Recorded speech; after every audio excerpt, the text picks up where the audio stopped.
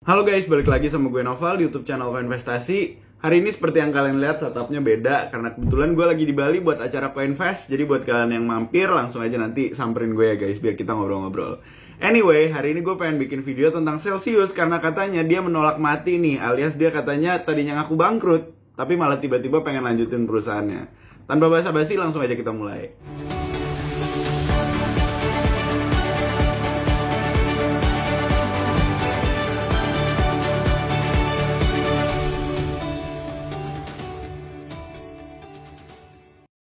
Jadi guys, baru aja ada kabar kalau misalnya si FO atau Chief Financial Officer atau kepala keuangan Celsius itu ngomong kalau misalnya di 2022 Celsius bakal tetap bertahan karena kondisi keuangannya bakal bisa pulih lah di baratnya. Jadi di 2023 katanya Celsius tuh bakal bisa pulih sebagai perusahaan dan katanya bakal masih tetap hidup lah, dan dia tuh menolak mati intinya. Dan ini salah satu hal yang bikin gue sebel karena balik lagi guys, Celsius emang udah gagal. Dan menurut gue pribadi harusnya udahan aja, ngapain dilanjutin. Tapi ini malah ada aja orang yang mau bantuin. Terus kayak, pusing lah intinya. Jadi recap aja guys, buat kalian yang belum tahu, intinya Celsius itu adalah sebuah proyek yang membuat aplikasi keuangan berbasis kripto. Yang intinya sih sebenarnya lending sih. Jadi dia minjemin uang ke orang untuk mendapatkan return. Terus juga bisa kita deposit dana, terus ujung-ujungnya dikelola sama dia ke lending protokol di banyak banget tempat. Terus habis itu kita dapat returnnya. Jadi intinya ya one stop shop, one stop application lah. Jadi intinya semua hal yang terkait kripto untuk keuntungan dan juga pinjaman ya bisa di Celsius. Nah tapi waktu market kripto crash di sekitar Juli atau Juni itu tuh Celsius tempat agak-agak error karena balik lagi Celsius tuh ya bergantung sama protokol-protokol lain. Jadinya ya kalau ada protokol lain yang ambruk, dia ikutan ambruk, dan kebetulan dia ambruk juga. Jadi waktu itu Celsius di Juli 2022 mereka tuh memfiling atau mengajukan Chapter 11 bankruptcy yang intinya adalah dokumen yang intinya meminta kayak semacam imunitas terhadap penuntut-penuntut dan investor-investor yang dananya masih nyangkut tapi minta buru-buru nih buat ditarik dananya. Jadi dia dilindungi oleh pemerintah Amerika biar kalau ada yang nuntut dana ke mereka tuh nggak harus langsung ngasih, karena intinya mereka akan restrukturisasi perusahaannya dan juga menyelesaikan beberapa masalah yang intinya bisa balikin lagi lah duit investor atau penuntut ke yang punya. Jadinya pada saat itu emang tokennya Celsius yaitu CEL emang turun sekitar 50% dan sampai sekarang lebih parah lagi. Dan ya abis itu tuh kayak mereka tuh pengen balikin utang-utang yang mereka miliki, terus juga pengen kayak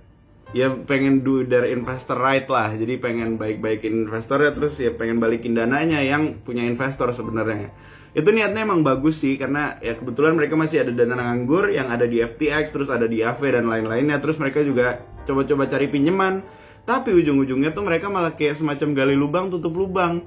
Jadinya ya, mereka buat bayar pinjaman ini minjem ke sini, bayar pinjaman ini minjem ke sini. Terus habis filing Chapter 11 ini harusnya tuh mereka tobat, kayak soalnya udah di bawah pengawasan ada advisor keuangan sama hukum dari pemerintah Amerika juga, yang intinya biar kayak gini tuh nggak kejadian lagi.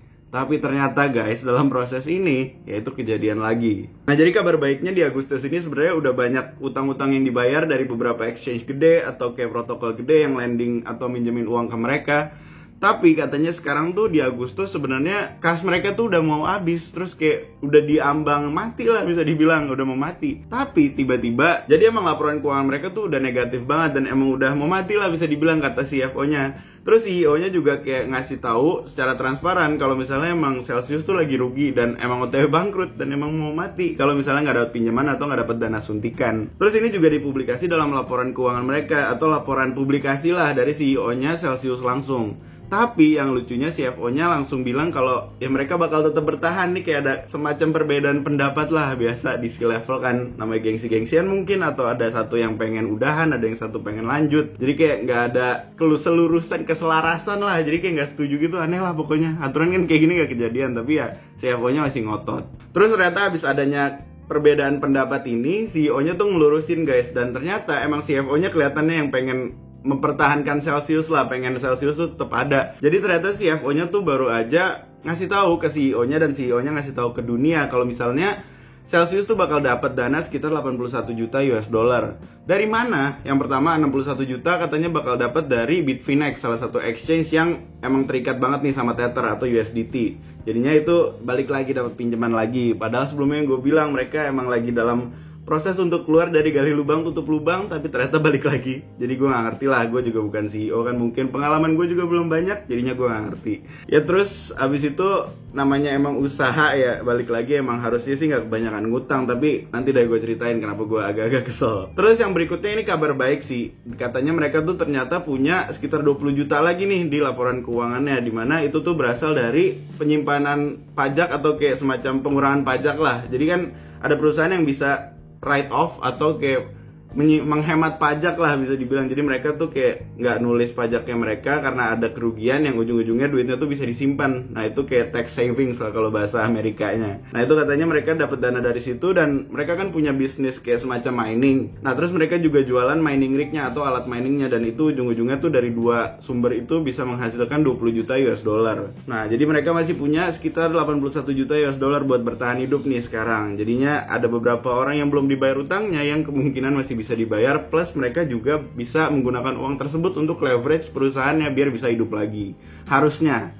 Tapi ini yang gue kesel. Jadi guys, mereka tuh walaupun emang lagi dalam kondisi krisis, mereka nggak disiplin, mereka nggak keras lah sama diri sendiri, karena ada beberapa bisnis atau lini bisnis mereka yang bisa menghasilkan uang yang seharusnya menurut gue ditutup, tapi mereka lanjutin. Contohnya ini mining bisnisnya mereka. Tadi kan gue bilang mereka udah jualan mining rig, tapi mereka masih mau lanjut mining operations atau bisnis miningnya. Padahal dalam publikasi CEO-nya katanya tuh bisnis miningnya lagi rugi, dan ruginya itu katanya sekitar 140 juta US dollar. Nah jadi walaupun emang sebenarnya mining rignya udah dijual dan emang lagi dalam keadaan rugi, katanya mereka tetap mau melanjutkan bisnis miningnya karena katanya ternyata perusahaannya juga masih menyimpan beberapa dana nih dalam Bitcoin, yaitu 15.000 Bitcoin sama 23.000 wrapped Bitcoin. Nah itu jadi kayaknya masih disimpan nih buat leverage atau nggak tahu lah, pokoknya kayaknya sih buat bisnis mining Bitcoinnya ini atau mining yang lainnya, terus juga buat bayar-bayarin utang. Tapi kalau gue ngeliatnya sih ini kayak mempertahankan suatu bisnis yang emang dalam cash flow yang ketat banget. Jadinya ya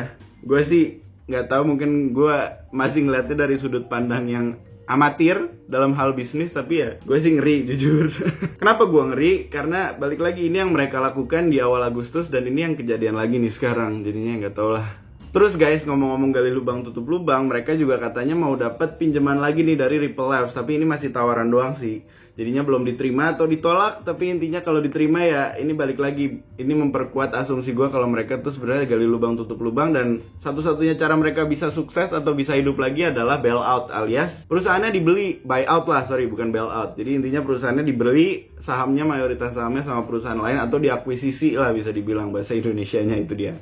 Terus yang gue kesel ini guys, ini emang sekarang narasinya aduh di dunia kripto tuh suka kayak gini sih jujur, dan gue sebenarnya ya gitu dah, agak berat sih. Jadi intinya Celsius yang udah jelas-jelas gagal dan ada sedikit ya insidernya yang diragukan, dia tuh ya tetap free and rich, CEO-nya masih tetap bebas lah, nggak ada penanganan hukum apapun dan nggak ada investigasi apapun karena emang udah dianggap rugi aja. Terus juga Voyager Digital sama CEO-nya masih bebas dan tajir. Terus juga Sifu kalau ingat itu yang hack zaman dulu dan error zaman dulu, itu juga sekarang masih bebas dan tajir. Terus Do Kwon sama juga sekarang masih bebas dan tajir. Terus yang terakhir justru Tornado Cash yang emang ngasih privacy atau kayak pengen orang-orang bisa mengakses uangnya dalam privacy, itu tuh justru malah dipenjara. Jadi kayak aku bingung lah intinya dunia tuh gimana. Anyway guys, kalau misalnya kalian belum tahu Tornado Cash, kalau misalnya mau dibahas sama gue, langsung aja komen di video ini, karena itu lumayan seru juga, tapi di Indonesia kurang rame. Gue nggak tahu kalian tertarik atau enggak. Kalau tertarik langsung aja komen ya guys.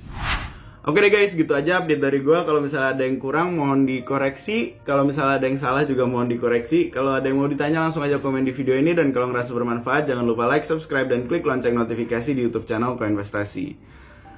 As always, Koinvestasi, semua bisa kripto.